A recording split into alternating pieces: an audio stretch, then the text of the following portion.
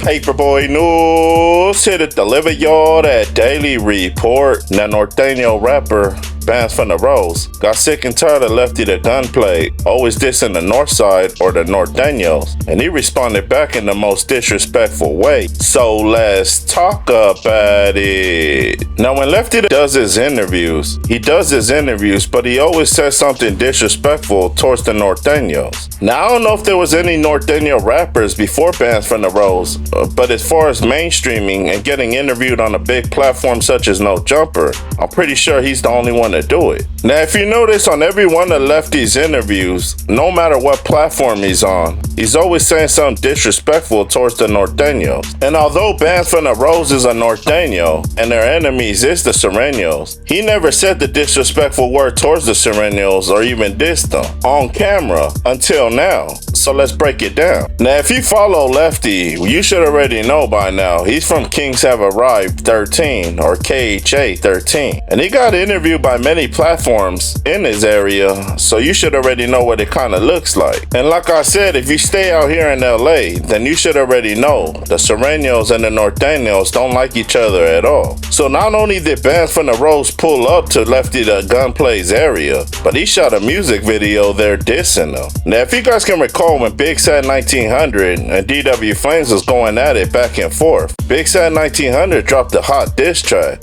And I'm not gonna lie to you, without any visuals, no music video, just hearing it, Big Sad 1900 won that battle. But not only did DW Flames drop a diss track towards Big Sad, he shot that video in Big Sad's neighborhood, which is the Playboy Gangsta Crips, with actual members from Playboy Gangsta Crips. So that alone right there, a lot of people say that DW Flames won that battle. Now, if you guys can remember on Lefty's Hood vlogs, when he was getting interviewed, he always takes people to that dead end street.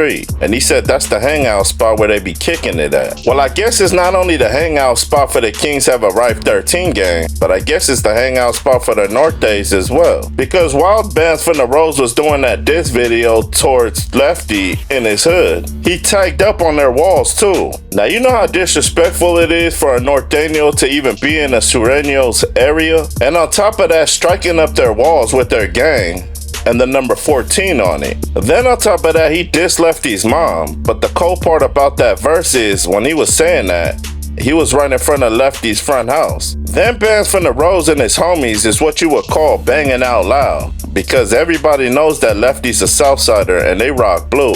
Well, when he shot that video in Lefty's hood, they were all flamed up. So there's no way that Lefty or any of his homies could say that they didn't see him there, because they all stood out like a mofo. Now, after doing my research, I can understand why Lefty don't like Channel 22 anymore and why he refuses to ever do an interview up there. It's because when he brought Money from the Rose out here for a No Jumper interview, Money from the Rose didn't just do the interview and go back to the Bay.